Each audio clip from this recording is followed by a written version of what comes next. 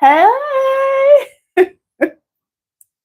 is she doing it? Is she live? I think she is live. Welcome, welcome, welcome. I hope you can hear me. I think this thing is on. It says it's on. Well, anyway, welcome to Nevertheless, an Author's Journey, episode 7. I would say week 7, but y'all know I missed some time. I kind of had a birthday. And as you can see, my setup's different. I decided to go live. This is so random, but if you know me, why would you expect anything else? But let's see. So yes, I had a birthday. Phoenix is 45. The final 40. Okay, so yes, she's rocking the final of the 40s. So happy birthday to me, Libra Nation. But anyway, if this is your first time jumping on my page, welcome. I'm Sharonda Jones, author of Nevertheless, Peace in Spite of Pain. Also no longer hostage, but I don't have a copy of that book with me right now. But this is Nevertheless an Author's Journey. It's supposed to have been a 7-week series of me sharing about the book, sharing about my life, sharing what made me write it, this, and that, and the third. So over the course of the last month or so, I've been able to read a couple excerpts from the book, which I enjoyed doing. I really did. So I hope that you'll take an opportunity to go back and look at some of the videos and let me know what you think. So today, what am I going to talk about today on my last and final recording? So anyway, today the topic is enjoy the journey. So where does that come from? So my daughter, I have 3 children. I have a son and 2 daughters. And my youngest daughter used to say when she was young, enjoy the journey. When she said it, she was so cute because you would say goodbye to her and she would say, enjoy your journey. And you would just be like, who are you talking to? Like, she was so cute. Anyway, and it got me thinking, like, ever since she said it, I was just like, you know what? Life is about enjoying the journey because you're born. We have 2 givens. You're born, you pass away. 2 givens that you cannot change. What can you influence, affect? Like, what do you have control over? That part in between. And that's your journey. And so it got me thinking, and through Nevertheless, 16 chapters of parts of my journey. But there's so much that I didn't put in the book. There's so much that I didn't include in Nevertheless. So, in which, I'm really working towards putting it in book number 3, but we'll see. So, enjoying the journey. What do I mean by enjoying the journey? So, enjoying the journey basically is things are going to happen. Challenges and tribulations are going to come up. A lot of things are going to be outside of your will, outside of your control. But at the end of the day, what you have control over is how you respond to it, how you let it affect you, whether you grow from it, learn from it. All those things you have absolute control over. And that's part of what? Your journey. So what I wanted to just use this time to share about is sharing how my journey and how I've been trying to intentionally enjoy it. Now, there were some times, yes, and nevertheless, and since Nevertheless, that it was very difficult to enjoy the journey. So how Sharonda, how do you enjoy the journey when you don't know where you're going to live? How do you enjoy the journey when you ain't got no money? How do you enjoy the journey when you're hungry? How do you enjoy the journey when the people that promise to love and obey and cherish you walk away? Or when they choose to do things to you that they shouldn't do? How do you enjoy that journey? Now, I'm not a therapist. I'm not a licensed professional mental health. I'm just somebody who's been through it. And all I can do is give you my experience, what I took from it, what I learned from it, in the hopes that it will help you. Okay. So, nevertheless, it's full of situations, circumstances that I went through, from abandonment. I suffered from depression. I just recently met my father. So my father wasn't in my life. I was one of those young girls who grew up without a dad, and, storybook case of that. What happens? You look for love in all the wrong places. Let's see, abandoned a lot by my mom, didn't really have any family to turn to, no one to lean towards, like all of the things, right? Seeking love and affection. Like, if you hugged me tight, then I probably was going to be like attached to you. So I had attachment issues. It was a lot. So, but I just learned to see and recognize how that framed my decisions, right? How I got into relationships with people who were very supportive of me, who were very kind to me, but that didn't necessarily mean that I needed to be in intimate relationships with them. I didn't understand that just because someone was nice to me, someone was giving and kind and supportive, that doesn't necessarily mean that they should be in intimate relationship with me. And so I made what should have been friendships into relationships. I made what should have been friendships into dependent situations, right? So I had to learn how to navigate through some of those decisions. Okay, but how do you enjoy the journey, Sharonda? You still didn't answer the question. How do you enjoy the journey if I'm homeless, if I'm hungry, well, first things first, and this is just, again, my opinion. First things first, you have to forgive yourself. And what I mean by that is, a lot of times I took full responsibility, full guilt for what other people did to me. I took full responsibility, full guilt, full shame for the situations that I was in from other people's actions. So not only did I have to forgive me for making decisions that put me in situations that weren't comfortable, weren't good for me, weren't healthy, I also had to learn to forgive those people who did things to me that they shouldn't have done. Because there's no way you can enjoy any journey if you are walking in unforgiveness. That's number one, but that's also like the hardest one. So recently, the last few years, like I said, I think I mentioned it in the first video, I've went through 2 divorces in 2 years. Who does 2 divorces in 2 years?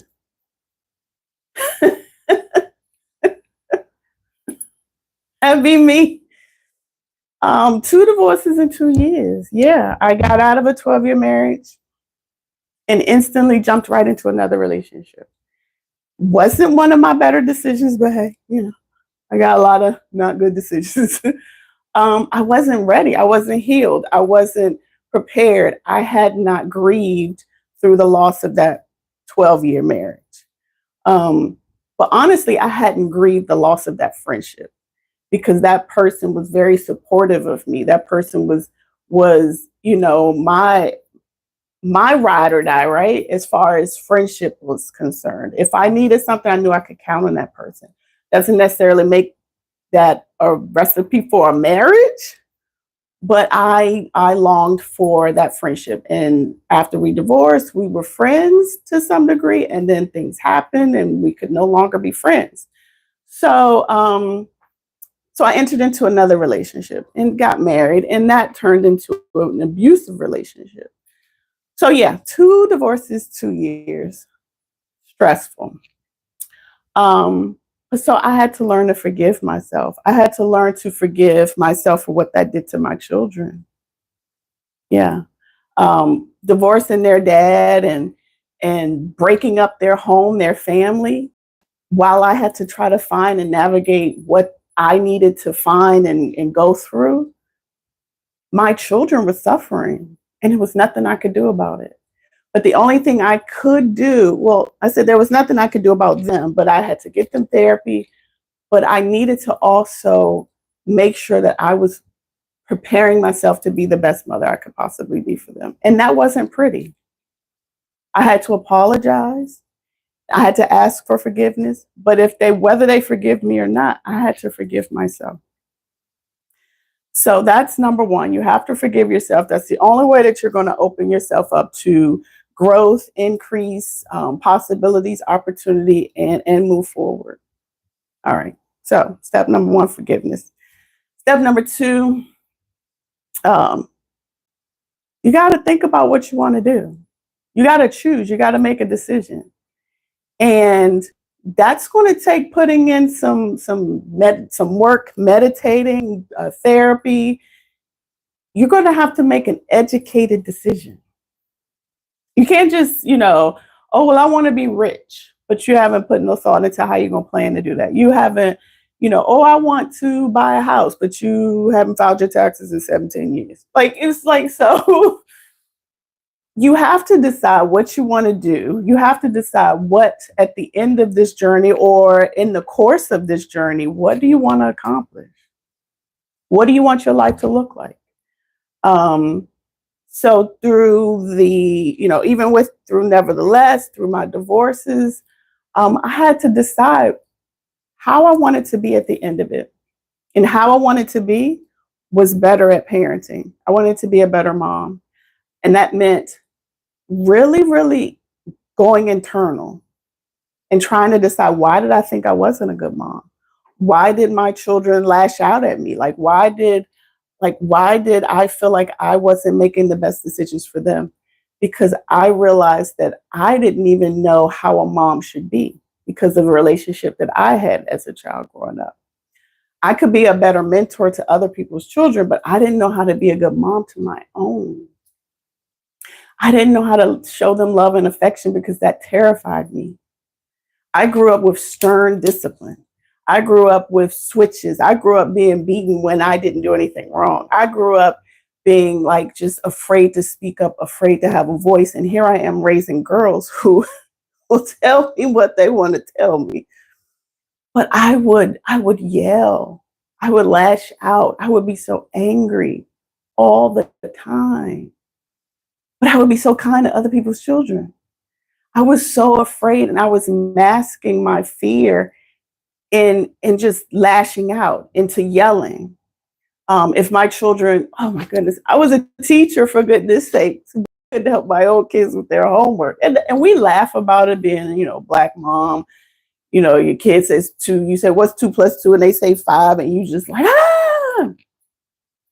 But honestly, it's like, that has to come from somewhere else. And we're bringing in some of our own baggage, our trauma residue. That's another term I want to leave you with.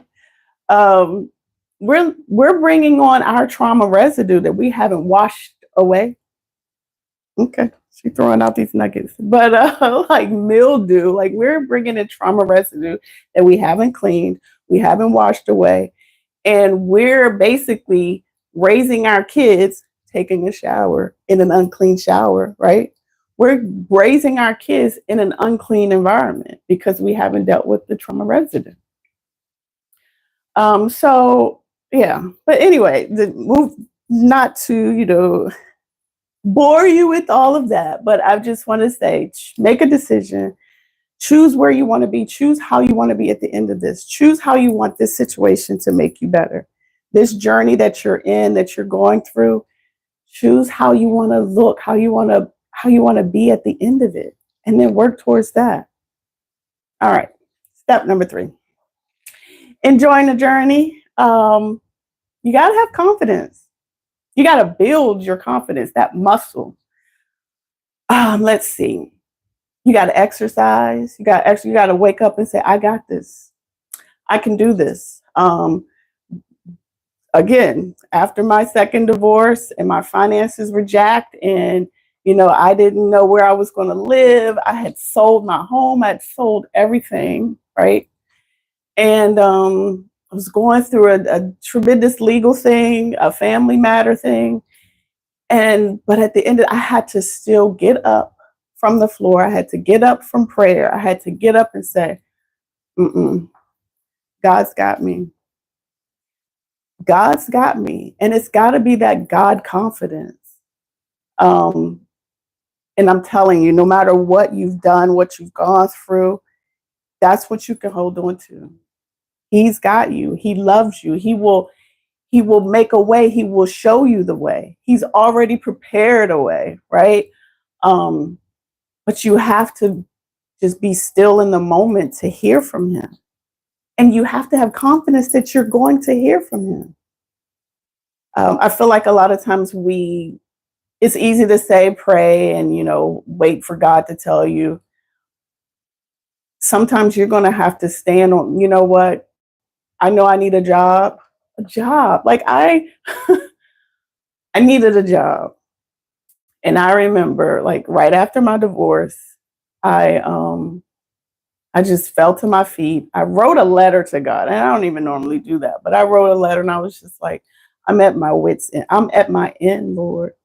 I'm at my end. I don't know where to go. I don't believe anyone is here for me. I don't believe I have love to carry me through. I feel alone. Like, I wrote this. This was literally a little over a year ago. I feel alone. I don't know where I'm going to go. I don't know what I'm going to do. Please, God, please help me. And so, did I just sit on the side of the bed and cry and wait? No. I went to Indeed. I went to every job site. I just started filling out job applications. I knew what I wanted to do. I knew where I wanted to go. I didn't even, I applied for stuff that I couldn't even qualify for. Well, I didn't think I qualified for. And I said, God, I'm giving it to you. And I know it just sounds cliche, but I'm telling you, you give it to God, he will provide. But a lot of times we don't believe, we don't have the confidence in ourselves that we are his beloved. And so I got the job of my dreams. Okay. So anyway, that was 3. Number 4, your purpose. Like, why do you want that life that you just planned for? You're standing in confidence for. What are you going to do with it? What are you going to do with it? Is the purpose for this life to go out and be reckless, to go and be resentful, to go and be angry, to go do get back? Or is the purpose to uplift the things of God, to walk in love, to walk in humility, to show gratitude? Is it to be great, to be able to share your story with others? Like, what is the purpose? What do you want to do with it? So, purpose. So, the first, forgiveness. The second, decide, choose what you want to do. Number 3, have the confidence that you know God's got you. Number 4, understand the purpose for what you want to do. What is your plan after he's already giving you everything you just prayed for? What are you going to do with it?